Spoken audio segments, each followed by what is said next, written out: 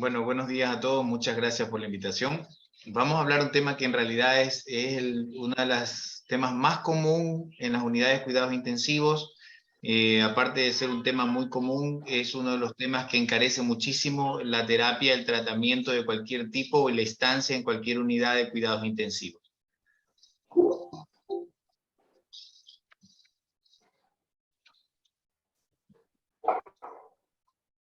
Espérenme un momento que me ganó la... Ahí está. Partando de un concepto fundamental, tenemos que decir que la insuficiencia renal aguda no es otra cosa que una rápida declinación de la función renal, que en su mayoría puede ser reversible y que básicamente depende de la retención de nitrogenado y alteraciones hidroelectrolíticas. Múltiples definiciones han salido durante los últimos años, definiciones que han ido cambiando durante el tiempo. En la actualidad han ido modificándose diversas formas de diagnosticar esta enfermedad.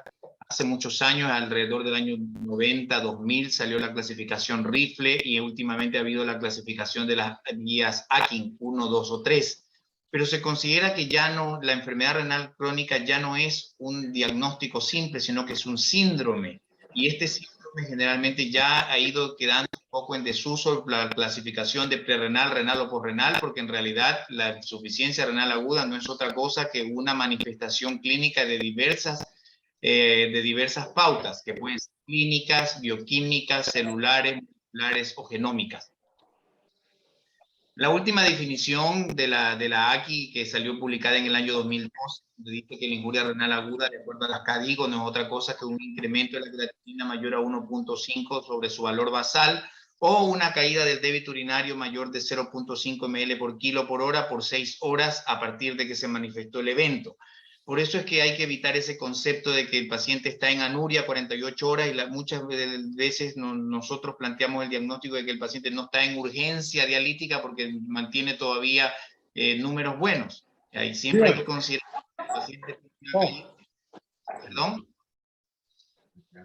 No, alguien se había metido con el audio.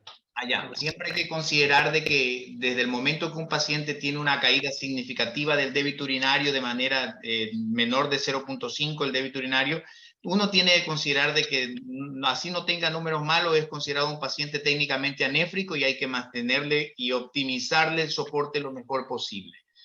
Epidemiológicamente, la injuria renal aguda en unidades de cuidados intensivos tiene múltiples factores. La etiología fundamental en la UCI es la sepsis, el factor fundamental. Segundo, el fenómeno hipovolémico está relacionado con drogas, shock cardiogénico, los síndromes hepatorrenal y en menor cuantía los fenómenos obstructivos del flujo urinario, como el caso que tenemos ahora en una de nuestras unidades. Sí. La mortalidad en los últimos años no ha disminuido en las últimas décadas a pesar de todo el avance médico, y la mortalidad se considera que solamente por el hecho de tener insuficiencia renal aguda en UCI puede ser de entre un 50 y un 70% a pesar de todos los avances médicos. ¿Cuál es la población que tiene mayor falla renal aguda en la actualidad? Son los pacientes más ancianos, los que tienen mayor comorbilidades, pacientes que ya tienen injurias renales múltiples, que tienen mayor prevalencia de síndrome de respuesta inflamatoria sistémica o que tienen mayor prevalencia a sufrir de disfunciones multiorgánicas. Muchos pacientes pueden estar en una unidad de cuidado intensivo, hacer una falla renal aguda, recuperar función renal, pero la reserva funcional renal queda perdida. Entonces, por eso es que hay algunos pacientes que falsamente mejoran la creatinina, pero a corto plazo tienen una caída violenta de su función. La lesión renal aguda es muy frecuente en los pacientes en UCI. Se considera que de 20 a 200 por millón de habitantes. Se consideran los pacientes en sala entre el 7 y 18% de los pacientes hospitalizados, 50% como lo mencioné hace un momento en UCI. Aún en las formas leves se considera que hay un aumento de la morbimortalidad, aumenta la estancia hospitalaria y aumenta los costos de atención. Hay un trabajo hecho por los ingleses que salió publicado en el año 2016, donde hacían la comparación de los pacientes que estaban en unidad de cuidados intensivos que requerían algún tipo de terapia reemplaza renal, y se evidenció que la previsión más alta eran aquellos pacientes que tenían falla renal aguda de cualquier estirpe. Es una enfermedad que tiene alto impacto a nivel de la salud pública. Se considera que hay 2 millones de muertes por año en el mundo. Los pacientes tienen un incremento de riesgo de hipertensión arterial, de enfermedad renal crónica, porque se multiplica 8 veces de una vez que presenta el evento de enfermedad renal aguda, y tienen mayor riesgo de mortalidad cardiovascular, que generalmente esta afectación la multiplica por 1,5 o 1,2 de tener enfermedad cardíaca solo por el hecho de tener enfermedad renal por el fenómeno inflamatorio que se asocia.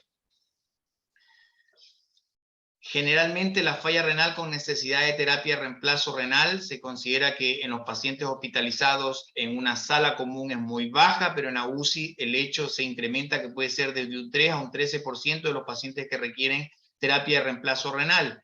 Pero hay que considerar de que esto puede ir variando dependiendo las características de los pacientes y las unidades donde se encuentran.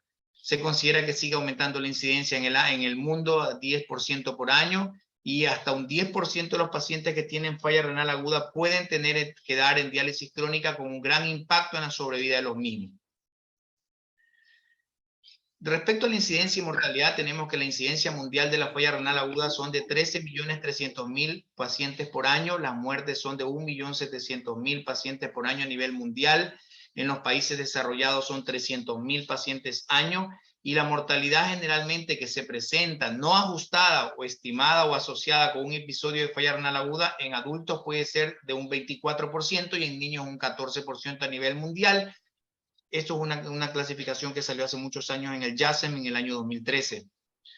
Entonces, bajo esta condición, dada la heterogeneidad de la falla renal aguda, que actualmente se considera que es un síndrome de falla renal aguda, los modelos conceptuados basados en los niveles de creatinina sanguínea en la actualidad no son aptos para diferenciar, incluso dentro de la propia enfermedad. Entonces se considera que esta insuficiencia renal aguda está dado por patrones clínicos, fisiológicos, celulares y moleculares.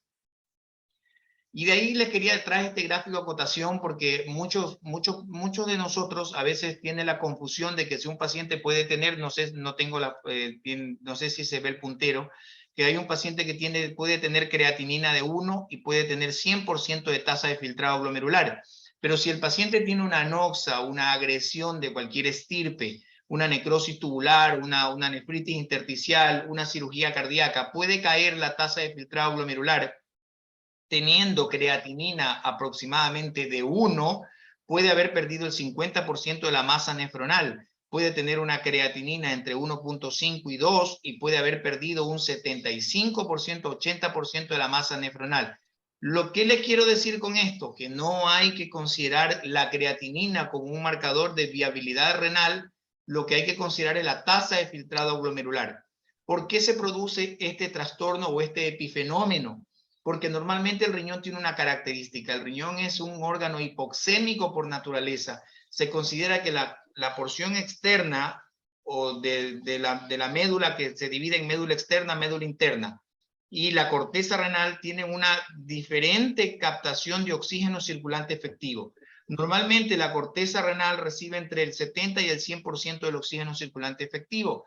La médula externa recibe entre un 40 a un 50% y la médula interna recibe entre un 20 y un 35% del oxígeno circulante efectivo. Entonces, cualquier alteración, cambio de perfusión, hipotensión sostenida, aumento de la viscosidad plasmática, soluciones como medio de contraste, pueden producir mucha disrupción y mucho daño. Y esto trae como resultado que en primera instancia hay un trastorno que lo voy a explicar más adelante, que es una liberación excesiva de óxido nítrico, y después hay liberación de interleuquinas y factores vasoconstrictores que van a traer como consecuencia la pérdida significativa de la polaridad, como se ve aquí, donde cuando hay una isquemia de reperfusión se pierde significativamente la polaridad, lo que hay una disrupción de las bombas de sodio, potasio, ATPasa. Al haber una disrupción de estas bombas de sodio, potasio, ATPasa, estos pacientes pueden mantener estos pacientes en débito urinario y lo que se produce es una obstrucción tubular. Luego se viene un fenómeno apoptótico celular, la necrosis y muerte celular, y esta obstrucción del lumen termina ocluyendo de manera significativa. Esos son aquellos pacientes que muchos ven que sale una orina de color oscura con restos de tejido. Pero generalmente estos pacientes pueden tener mucho deterioro de la función renal con poca hipercalemia. La secuencia, me traje a acotación esta gráfica donde muestra la secuencia de los cambios en la necrosis tubular aguda, que no pueden pensar, muchos de nosotros piensan que el paciente parte con una injuria renal aguda y se debe recuperar a las 24 o 48. No, la injuria renal aguda, fundamentalmente la necrosis, puede demorar de entre 24 horas a 14 días en recuperación y tiene diversas fases. Tiene 5 fases que son la fase de prerrenal, de iniciación, extensión, mantención y reparación, pero estas fases pueden irse extendiendo en el tiempo, porque el paciente puede tener la fase de iniciación que dura al menos 24 o 48 horas, pero si nosotros le agregamos noxa tras noxa, esta se va extendiendo y es aquel paciente que demora mucho tiempo en recuperar la función renal.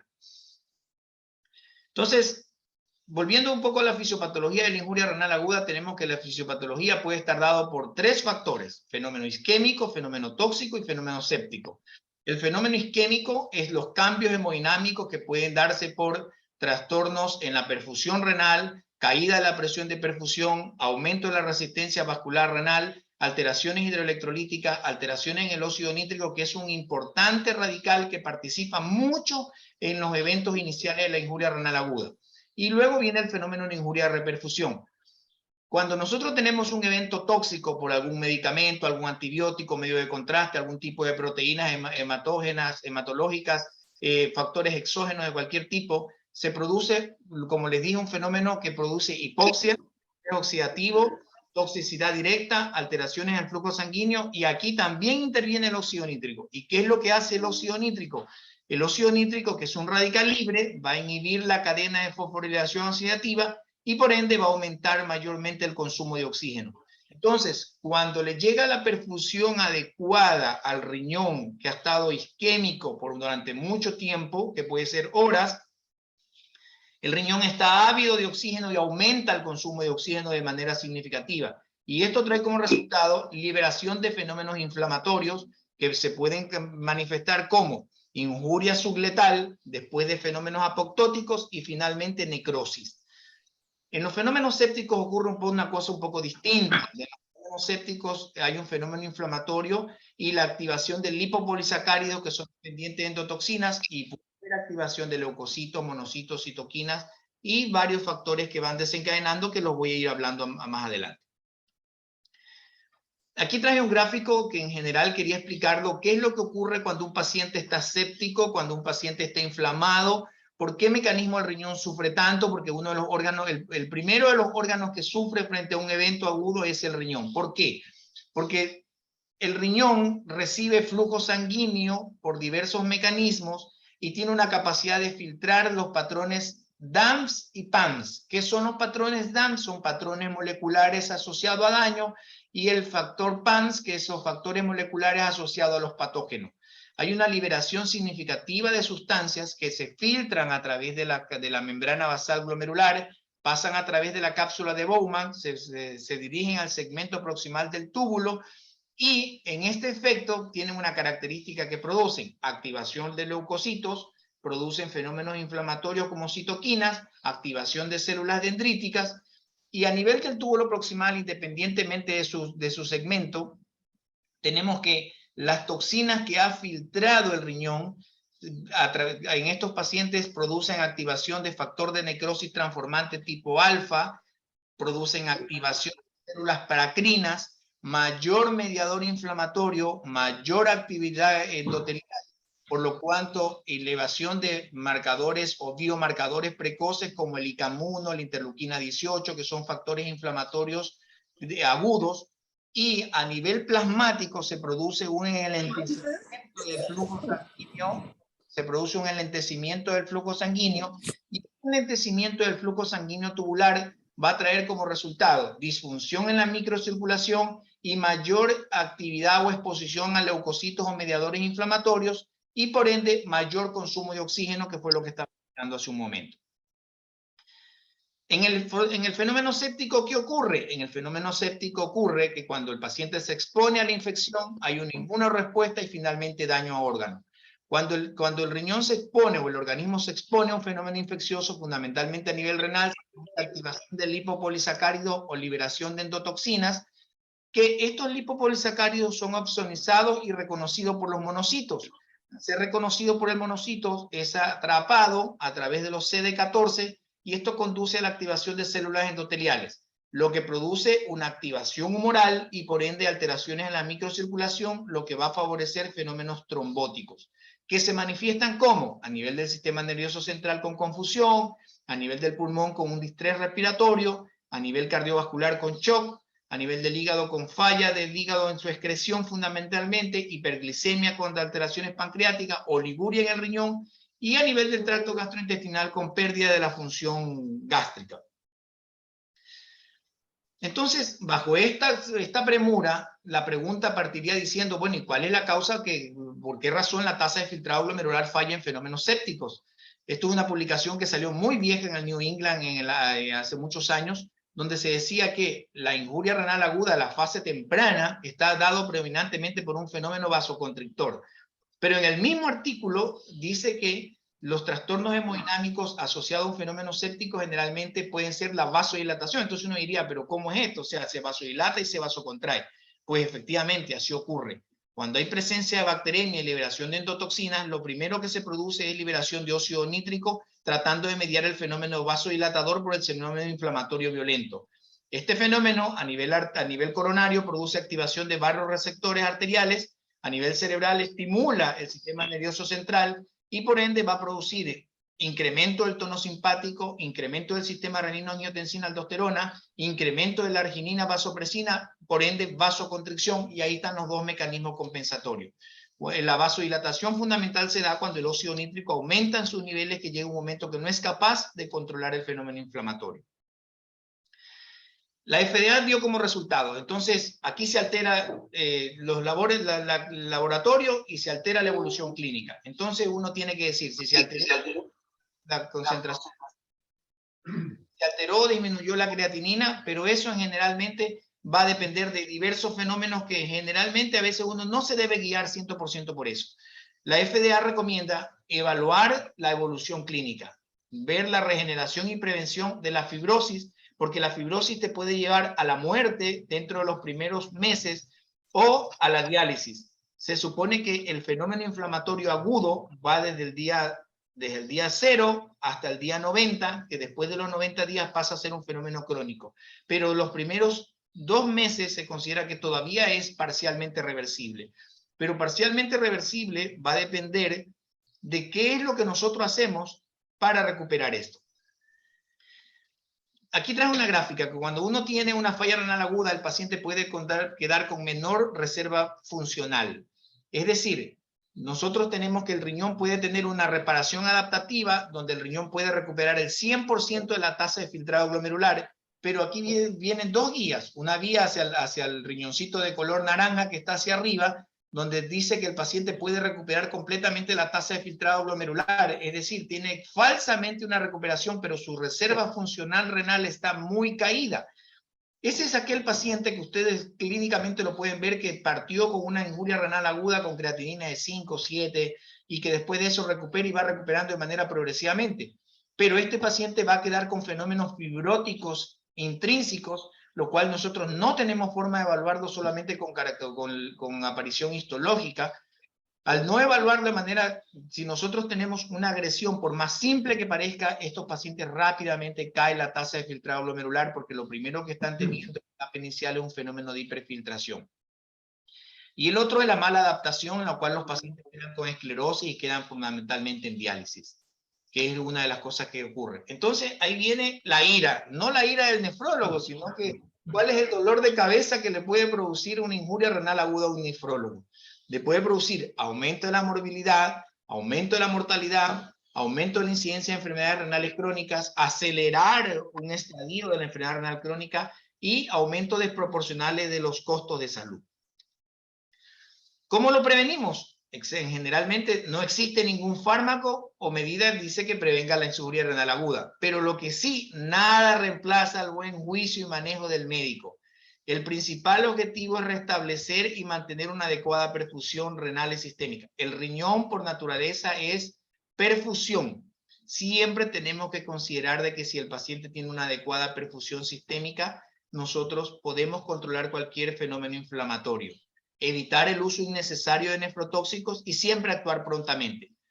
¿Cómo lo hacemos? Manejando la oliguria, control de la acidosis, buscar el efecto indeseado de fármacos, evaluar posibilidad de una nefritis intersticial, restablecer la circulación antes que ninguna medida o intervención específica, identificar la causa.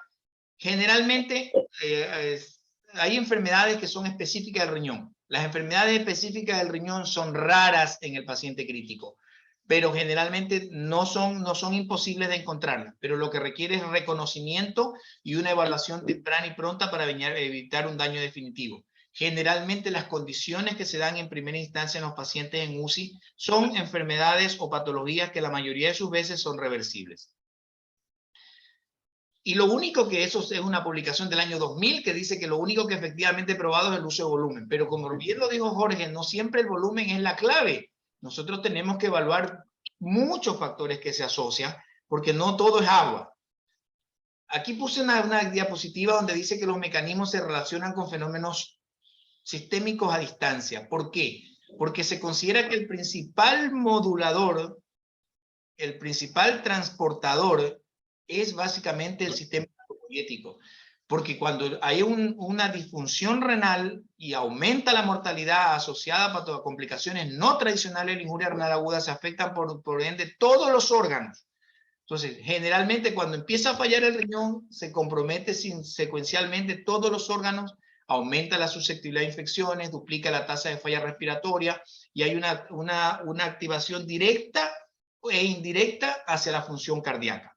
Por eso los cardiólogos se ponen muy atentos cuando empieza la función renal deteriorada. Y aquí un poco un gráfico que salió publicado en el Kidney Disease sobre lo que puede producir dirigidamente por cada órgano solamente por el hecho de tener una afectación de la función renal. Generalmente a nivel cerebral pueden producir encefalopatía urémica, demencia, ictus cerebrales, falla cardíaca, distrés respiratorio.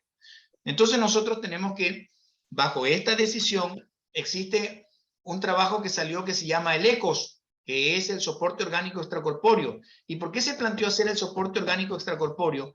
Que puede ser por diversos factores. Aquí ven múltiples modalidades que se pueden hacer. ¿Por qué? Porque el principal transportador, el principal, digámoslo así, contaminante es el sistema hematopoyético sanguíneo.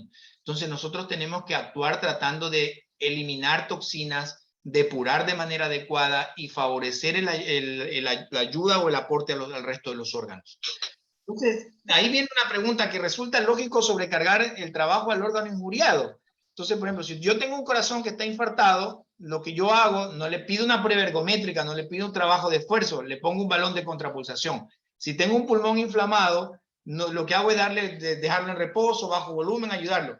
Pero nosotros los médicos tenemos un riñón que deja orinar, le metemos diurético, le metemos sobrecarga, le metemos más cosas. Y lo que a veces hay que hacer de manera precoz, siempre hay que considerar una hipofiltración permisiva o apoyarlo con una terapia de reemplazo renal de manera temprana. Por eso partió este concepto, la falla renal aguda y la diálisis. La falla renal aguda, nosotros contamos, nuestra unidad es una unidad que tiene todas las características desde el punto de vista renal de favorecer todo el tipo de soporte. No tenemos ninguna limitancia frente a ninguna institución privada. Somos la entidad pública que mayor capacidad tiene de resolución desde muchos tipos de vista y también de la función renal. Entonces aquí traje definiciones lo más cortas posible. Nosotros tenemos que saber la definición según el mecanismo de remoción de solutos. Entonces, le hacemos hemodiálisis convencional, el mecanismo de difusión, de transportación o de remoción de solutos es por difusión. Si le hacemos una hemofiltración o una hemodiálisis veno-venosa continua, el transporte es convectivo y absortivo. La duración del tratamiento en las intermitentes, todos ustedes la conocen y la saben que pueden ser 4 a 6 horas trisemanal o diaria. Las terapias híbridas, las terapias extendidas, que son terapias de baja eficiencia, y generalmente pueden ser con o sin convección, con alto flujo o alta hemodiafiltración, y las terapias continuas que también ustedes las conocen, y hay una terapia que es la SUCUF, que generalmente en la unidad poco lo hemos hecho por el tipo de anticoagulación que hemos tenido. La nomenclatura en UCI, no la vamos a hablar de eso, ahí están las siglas de las nomenclaturas que están intermitentes, híbridas y continuas que se hacen generalmente en todas las unidades de cuidados intensivos. Y aquí traje un gráfico donde las terapias, cómo funcionan. La terapia convectiva generalmente funciona con entrada del flujo de sangre, altas presiones, remoción de agua, remoción de moléculas medianas y moléculas grandes, y las terapias de difusión generalmente remueven mayormente moléculas pequeñas, fundamentalmente por eso es una terapia las terapias continuas son terapias de baja eficiencia y por eso tienen que tener tiempos excesivos y prolongados de tratamiento. Una gráfica para ver la colocación, que todos ustedes lo conocen, la entrada, la colocación del filtro, cómo va el efluente, cómo va el dializado y dónde sale del paciente. Siempre hay que considerar cuál es la indicación de un paciente. Si el paciente requiere diálisis, tiene que tener eso de creatinina mayor de 7, no siempre es categórico. El paciente puede tener creatinina mayor de 7 o puede tener creatinina de 1. Pero si mi paciente está anúrico, tiene indicación de terapia de reemplazo renal, siempre y cuando yo haya descartado todas las complicaciones agudas o reversibles. Si mi paciente tiene acidosis metabólica refractaria, si mi paciente tiene edema agudo de pulmón, si tiene pericarditis urémica, que si tiene cualquier manifestación de uremia. En este gráfico muestro las características que tiene cada capacidad de remoción de solutos según el peso molecular. Según el peso molecular, podríamos decir que la hemofiltración generalmente tiene remoción, pero de una manera lenta y progresiva. Eso siempre remueve, pero de manera muy lenta. Las terapias con hemodiafiltración son terapias que tienen una remoción un poco más rápida y tiene una caída bastante rápida y no es tan sostenida. Y las hemodiálisis convencionales en tiempos muy acotados tienen remoción de solutos de diversos pesos moleculares y de manera mucho más rápida, por eso se hace cada 4 horas, pero depende mucho de la modalidad hemodinámica o de la hemodinamia del paciente. La terapia de reemplazo renal continua fue introducida en UCI en los años 80 con circuitos arteriovenosos. En la actualidad, generalmente se considera que son venovenosos gracias al desarrollo del rotor peristáltico que tenemos en la actualidad en todas las máquinas. Es la terapia más usada en UCI en la actualidad. ¿Cuáles son las potenciales ventajas sobre la hemodiálisis intermitente? Que tiene remoción gradual y más equilibrada, tiene mejor control de balance hidroelectrolítico, tiene mejor estabilidad hemodinámica, tiene menor necesidad de vasoactivos cuando un paciente está relativamente grave y permite optimizar los balances hídricos en síndrome de distrés respiratorio, permite nutrir de manera necesaria. Y la hipotensión durante la terapia de reemplazo renal generalmente se considera que se asocia a mucha mayor mortalidad y menor recuperación de la función renal porque se asocia de fenómenos isquémicos in situ muy significativos. ¿Es necesario contar con una terapia continua? Sí, sí es necesario porque existe controversia. Los pacientes tienen mejor tolerancia hemodinámica, tienen mejor riesgo de agravar el edema cerebral porque tienen menos síndrome de desequilibrio que se presenta en las terapias convencionales, tiene mejor modulación, tiene mejor control de la sobrecarga de volumen y tiene mejor posibilidad de recuperación de la función renal. Esto lo puse ahí, pero hay trabajos hechos que están publicados en el Kidney Disease donde dice que la recuperación de la función renal, si bien es cierto, durante la UCI es mucho mejor en las terapias de hemodiálisis continua, las terapias de hemodiálisis convencionales crónicas a largo plazo, 3 meses, 6 meses, 1 año, generalmente es igual. La función renal se recupera en igualdad de condición o se echa a perder en igualdad de condición independientemente de la terapia que se haya ofrecido. Pero sí la recuperación renal en pacientes agudos es mucho más rápida. ¿Cuáles son los problemas? Necesidad de anticoagulación, paciente, bueno, está un poco inmovilizado, remueve antibióticos, remueve nutrientes, tiene un costo elevado, tiene mayor sobrecarga laboral, por eso es que las enfermeras se quejan que si dependiendo de la terapia que le... Este es un trabajo publicado en el JAMA, tiene muchos años en realidad, fue publicado en el año 2015, que habla sobre generalmente los pacientes críticos que se controlaron en 54 3 pacientes viendo la mortalidad y dependencia de la diálisis al alta. Y las terapias de reemplazo renal continua tienen una generalmente mayor capacidad de recuperación frente a las terapias intermitentes. La eficacia con respecto de las terapias de reemplazo renal continua frente a las intermitentes con respecto al control de solutos. Las intermitentes tienen rápida corrección del medio interno, tienen remoción de tóxicos, lograr objetivo de depuración. Y las continuas generalmente tienen menor cambio osmótico y no afecta la presión intracerebral, que se lo mencioné hace un momento.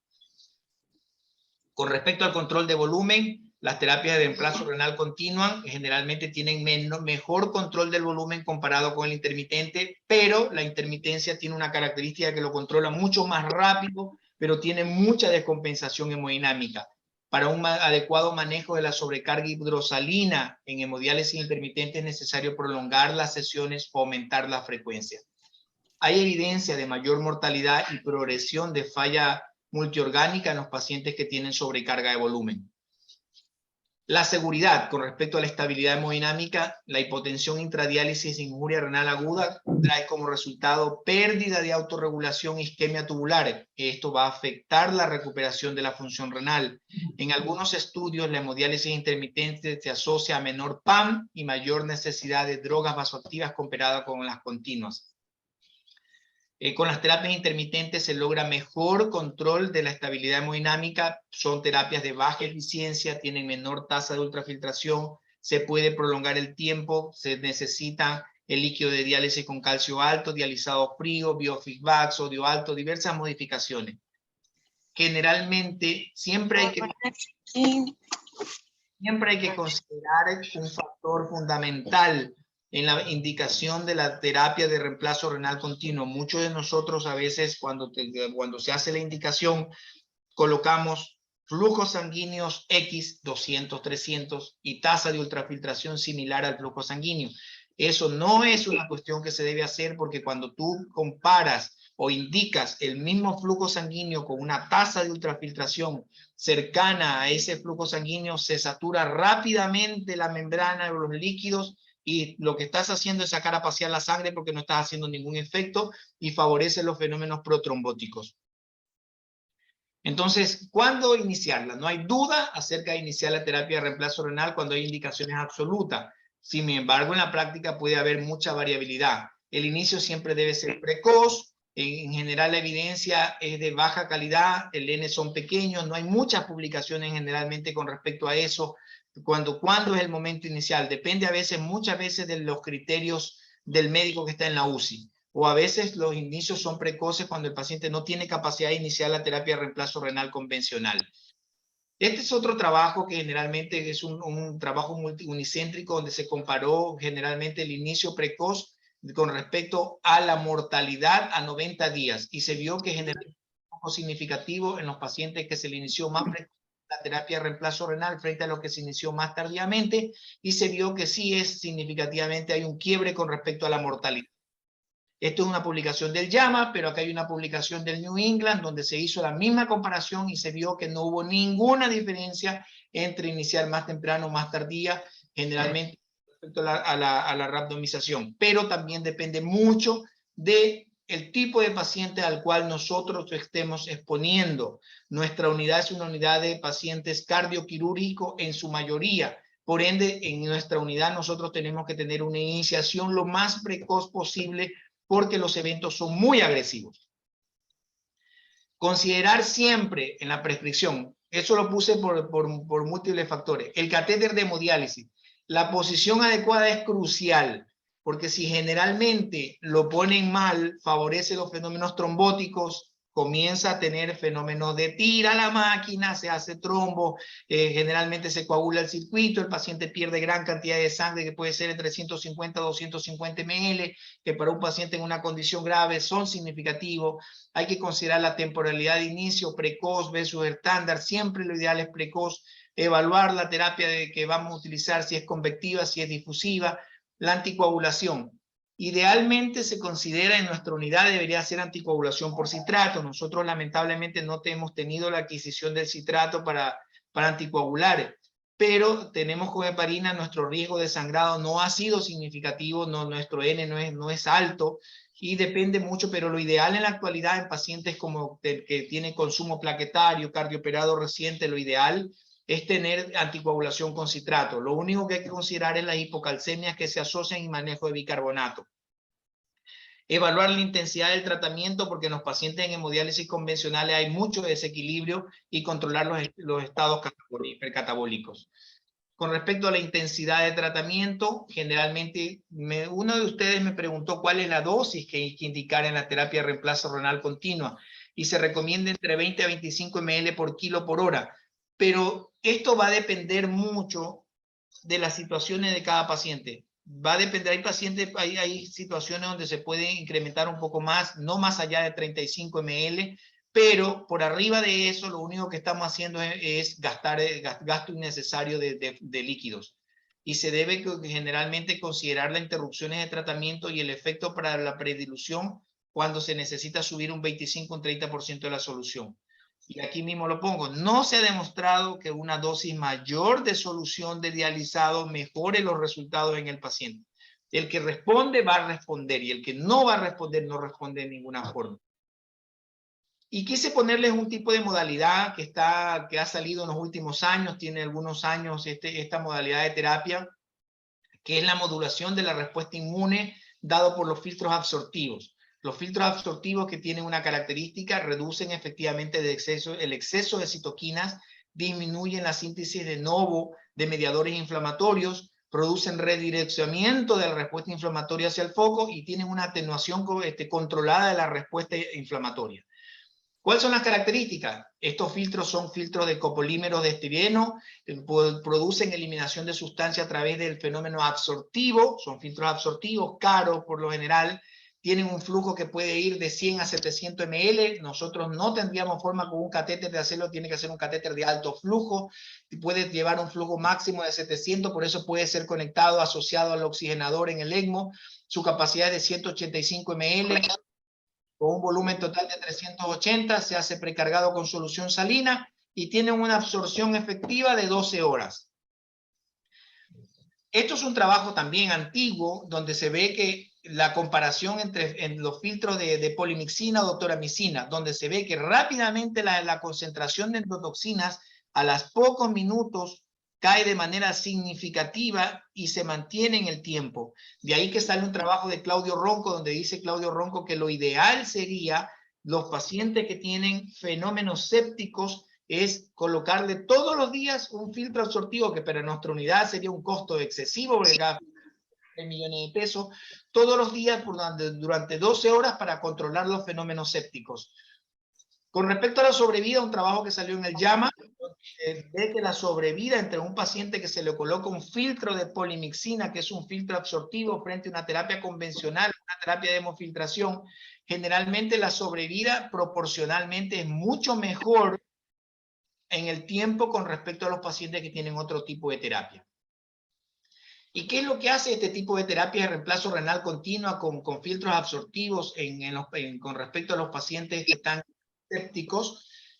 Fundamentalmente, cuando viene la presencia de mediadores inflamatorios y la presencia de un SIRS con respecto de factores de activación plaquetaria, factor de crecimiento transformante alfa, beta, interleuquina tipo 1 que tiene fenómeno vasoconstrictor, y luego se proviene la activación del CARS, se producen los pics máximos de este evento, vienen a actuar las drogas. ¿Y qué es lo que hacen las terapias de reemplazo renal continua?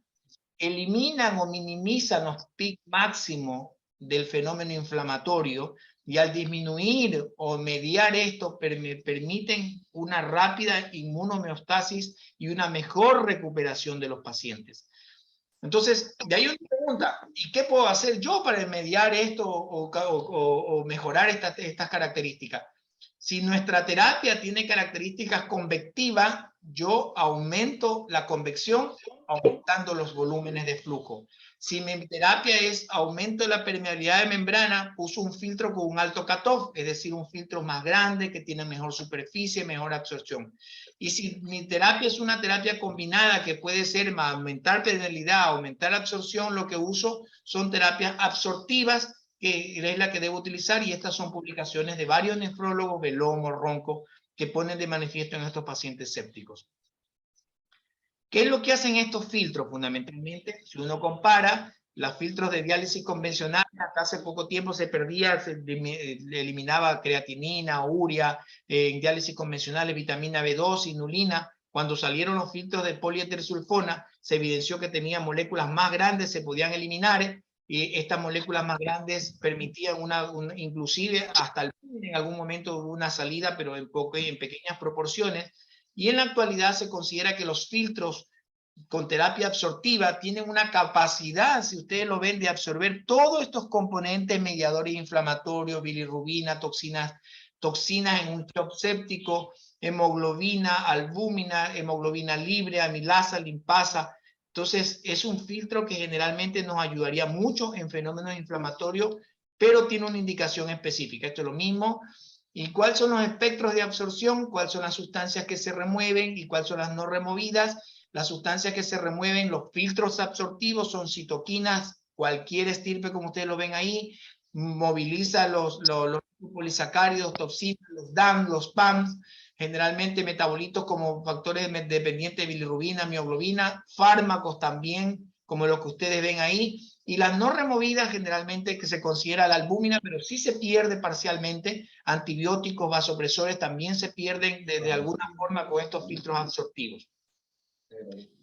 Esta es la terapia recomendada que dijo Claudio Ronco, una vez al día por 3 a 5 días consecutivos, hasta 12 horas cada vez, mantener un TCA alrededor de 150 con 180 y un TTPK entre 60 y 80 segundos, que es lo recomendable para este tipo de filtros absortivos.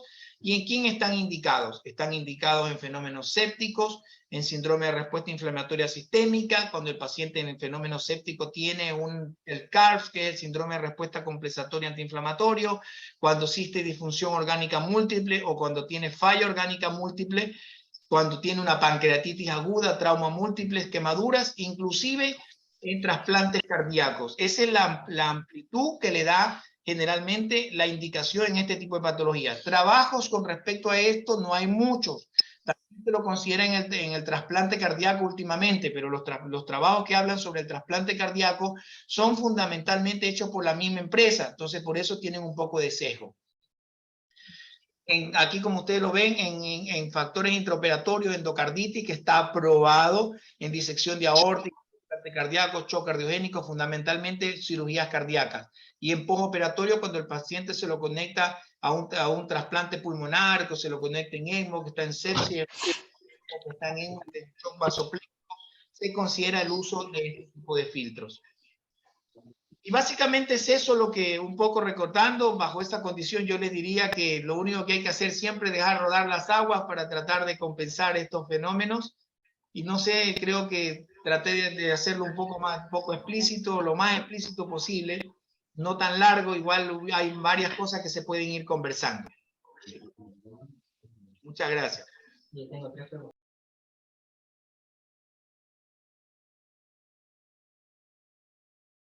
El doctor Zambrano tiene algunas preguntas, así que lo vamos a poner en el video. Hola, hola a todos. Doctor Hidalgo, tengo 3 preguntas, 3 dudas realmente. La primera es que con respecto a la hemoabsorción, yo he visto en algunos lugares, bueno, la recomendación que usted dio, que fue lo que estipuló Ronco, que era que se hacía hemoabsorción por 12 horas, pero he visto en algunos lugares que con la idea de tratar de mantener lo más posible el filtro, hacen hemoabsorción de 24 horas, y cuando ya el filtro se satura, ahí recién lo desechan. ¿Eso sería un error o se podría tolerar? Lo que pasa es que la recomendación del laboratorio generalmente o de la empresa es fundamentalmente que no debe extenderse más allá de 12 horas, pero porque rápidamente la polimixina se satura de manera inmediata. En la actualidad son perlas de antibiótico lo que está. Mantener un filtro que rápidamente tiene una saturación no tendría ninguna indicación. Es recomendable bajo ese concepto cambiarlo de manera permanente. Lo que pasa es que mucha gente lo hace buscando, ahorrando costos, porque ustedes comprenderán que un costo de un filtro de 3 millones, 4 millones de pesos que te dure 12 horas o 3 horas es un gasto significativamente alto. Actualmente hay unos filtros que son chinos que tienen un valor como de 1.500.000 que también, pero ellos tienen una capacidad que se saturan a las 6 horas. Entonces, pero la recomendación del fabricante es no más allá de 12 horas porque pierde efecto. Ya. Lo otro que le quería preguntar es, en pacientes, bueno, cardiológicos, cardioperados, pacientes trasplantados de corazón, que de repente están muy hipervolémicos, con falla de ventrículo derecho, y que, si bien es cierto, tienen una función renal que está buena, pero esta falla del ventrículo derecho depende mucho de la hipervolemia que tenga. ¿Qué opina usted con el uso de la ultrafiltración aislada en estos pacientes? O sea, como criterio de sacar más bien manejo de volumen. ¿Se podría hacer o no lo recomendaría? Lo que pasa es que tú tienes que evaluar dos cosas. Si tú tienes un paciente con una falla cardíaca significativa, por ejemplo, este evento de falla ventrículo derecho que se presenta muy frecuentemente en los pacientes trasplantados, que es los efectos deleterios, digamos, un poco que se ponen de manifiesto. Si el paciente le llega a fallar el corazón, nosotros no tenemos forma de recuperarlo. Es un paciente trasplantado reciente, tendríamos que volverlo a asistirlo de alguna forma. Si el paciente, yo sacrifico un poco, va a sonar feo que un nefrólogo diga esto, pero si yo sacrifico parcialmente la función renal buscando un mecanismo compensatorio de recuperación de un paciente, sabiendo que ya le ofrecí droga, le ofrecí todo lo viable, entonces tengo que ultrafiltrarlo de manera adecuada. Si bien es cierto, el riñón es tan noble que por eso Papito Dios nos dio dos, el riñón siempre va a tender a recuperarse. Como yo les expliqué al inicio, fisiopatológicamente el paciente puede recuperar la función renal y puede recuperar tasa de filtrado glomerular, pero puede quedar con una reserva funcional renal muy consumida. Entonces, ahí es donde uno tiene que actuar coordinado, precozmente, luego del alta de este paciente y seguirlo controlando. Pero en la condición que el paciente tiene, uno tiene que ofrecerle sacarlo del evento agudo. Y si en este caso el evento agudo requiere ultrafiltración en un paciente que está al límite, pues hay que sacrificar el órgano con el objetivo de salvarle la vida al paciente, que eso es lo que prima. O sea que en ese sentido tal vez nosotros estamos subestimando la UFA en el setting que tenemos. O sea, por ejemplo, en este paciente muy hipervolémico tal vez se podría utilizar. Se puede optimizar, la diferencia es que a veces nosotros a ciertos grupos de nuestras unidades, ellos plantean usar, por ejemplo, dosis significativamente altas de diuréticos. Las dosis significativamente altas de diuréticos lo único que nos favorecen es la pérdida de agua. Al perder agua, el riñón sensa a nivel del aparato yuxtaglomerular que se empieza a poner hipovolémico, y al ponerse hipovolémico aumenta la retención de sodio, y al aumentar la retención de sodio favorece la hipertensión arterial. Entonces nosotros entramos en un círculo vicioso. Entonces, bajo esa condición es que hay que ser muy cauto con respecto a lo que se hace. Si nosotros vamos a actuar de manera precoz, tratando de sacar adelante un paciente, hay que hacerlo como corresponde. Y la última pregunta en respecto a las terapias de reemplazo renal en general, bueno, es más en las continuas, que es lo que vemos acá, la tasa de ultrafiltrado, ¿hay algún máximo para programar o va a depender básicamente del refilling que tenga el paciente y el conocimiento que nosotros tengamos de la condición del paciente, cómo se comporte intradiálisis? La tasa de ultrafiltración, primero, como yo lo mencioné cuando estaba hablando, no puede ser superior al flujo sanguíneo indicado, o no puede ser igual al flujo sanguíneo adecuado. Se considera generalmente que la tasa de ultrafiltración máximo debe ser un 50% del flujo indicado, siempre y cuando la hemodinamia del paciente lo permita. Porque nosotros si bien es cierto, las terapias continuas son terapias de baja eficiencia, permiten mejor control hemodinámico, pero muchos de estos pacientes hay momentos que muchos pacientes están hipervolémicos con un flujo, con un volumen extracelular aumentado, pero con un volumen intravascular reducido. A veces hay el concepto de que si un paciente tiene derrame pleural, la diálisis le va a sacar el líquido del pulmón. Eso es totalmente falso. La diálisis solamente saca agua del intravascular. Entonces tú tienes que considerar de que si tu espacio intravascular está no completamente repletado, te va a traer como consecuencia compromiso hemodinámico severo. Entonces, ahí tienes que ir evaluando con respecto al momento y la cantidad de ultrafiltración que tú le tienes que poner. Pero no debe ser mayor del 50% del flujo sanguíneo indicado. Perfecto. Muchas gracias. Ya. ¿Alguno tiene otra pregunta? Yo tengo una pregunta, el doctor. Muchas veces tenemos, bueno, pacientes críticos que uno tiene en contexto de un shock profundo, por ejemplo, la necesidad de tener al paciente con analgosedación profunda en RAS-5 y ahí les ponemos fentanilo, midazolam.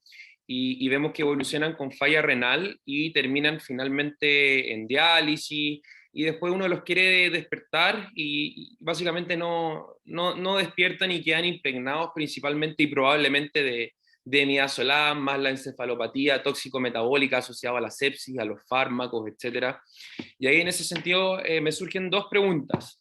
Si tengo a mi paciente que está crítico en estas condiciones, uno, ¿será prudente que precozmente cambie el midazolam por propofol para que a futuro este paciente no quede impregnado y sea más fácil sacarlo del ventilador? Y la segunda pregunta es, si ya llegamos al punto en que el paciente no despierta, descartamos que no tiene una patología orgánica cerebral y que es solamente encefalopatía tóxico-metabólica y probablemente son estos pacientes que responden a flumacenil, ¿tendrán indicación de ser dializados solamente por la impregnación farmacológica aunque el riñón esté mejorando? Mira, la indicación de cambio de midazolam por propofol yo creo que va a depender mucho de diversos componentes. Si tiene disfunción ventricular, generalmente los pacientes con disfunción cardíaca, el propofol es un poco deleterio en este tipo de pacientes.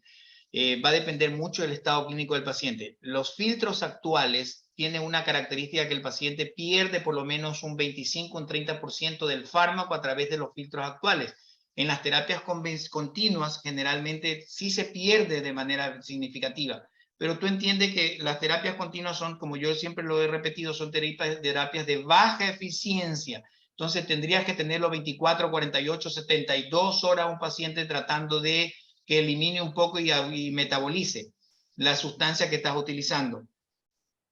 Preventivamente decidir que yo voy a dializar a un paciente para que se elimine la sedación por completo, no se elimina en su totalidad, o sea, se elimina parcialmente, pero no tienes que considerar de que muchos de estos fármacos tienen un metabolismo hepático en su totalidad, y ese metabolismo hepático tendríamos que hacerles una diálisis hepática para tratar de corregir y controlar esto, que está el MARCH, que es la diálisis hepática, pero generalmente es como descabellado hacer esto solamente para eliminar sedantes. Perfecto, doctor. Y la otra pregunta que tengo es respecto a que muchas veces los pacientes están en diálisis y se programa un escáner con contraste y se planifica hacer primero el escáner y luego dializar para aprovechar de dializar el contraste. Yo he escuchado y he leído que esa conducta de dializar un contraste en un paciente que se dializa no tiene mucho sentido, pero quería saber qué opina usted, si tiene o no tiene sentido. Un paciente que ya se dializa. Generalmente, en un paciente que ya está en diálisis crónica, me preguntas tú. Sí. Ya. En los pacientes, esto salió de los pacientes agudos que hacían falla renal aguda o toxicidad por contraste, pero en pacientes agudos, donde se considera que el medio de contraste, dependiendo de las características de la osmolaridad, que provocaba cambios en la osmolaridad y que traía como consecuencia un fenómeno vasoconstrictor severo y que por ende se caracterizaba por un fenómeno isquémico secundario al uso del medio de contraste. De ahí salieron un montón de trabajos referente al uso de acetilcisteína, algunos dopamina, otros plantearon inclusive dializar. Pero esto es una situación que se nos ha quedado pegado de pacientes crónicos, de una conducta muy antigua. En la actualidad se considera que dependiendo la cantidad de solución contrastada que tenga el paciente, más que todo es por el fenómeno hipervolémico que puede utilizar, pero en la actualidad la cantidad de contraste que se utiliza es muy chica, salvo que tú me digas que es un paciente que tiene una injuria renal aguda, donde tú estás tratando de recuperarlo y que le metes una agresión, que es una cantidad de contraste específico, ahí es distinto.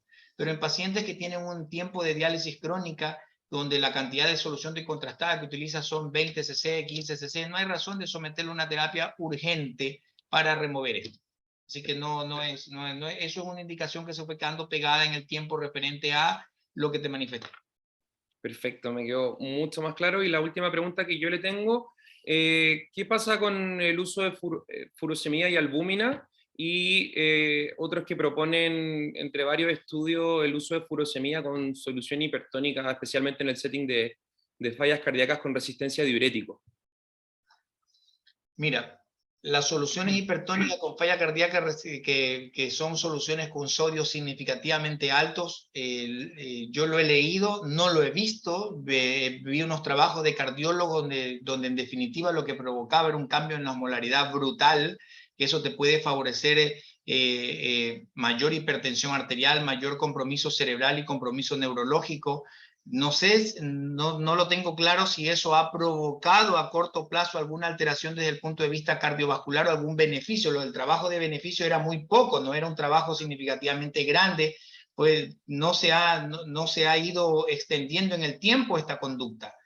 Pero cambiar la osmolaridad de manera rápida en un paciente es muy deleterio. Tú le metes una solución de mayor de 500 milimoles de sodio a un paciente a nivel del cerebro, rápidamente va a colapsar. Entonces, no es tan inocuo esta solución y esta concentración bajo el planteamiento que dice. Y con respecto al uso de albúmina y furosemida, el error que se comete es que se le pasa albúmina y después se le pasa furosemida. Entonces, si tú le pasas albúmina y después furosemida, lo que estás haciendo es perder o botar la plata, porque el tiempo que pasa la albúmina, el tiempo circulante efectivo es muy corto. Entonces, si le termina de pasar el frasco de albúmina y a los 5 minutos le pasa la furosemida, todo lo bota a través de la orina.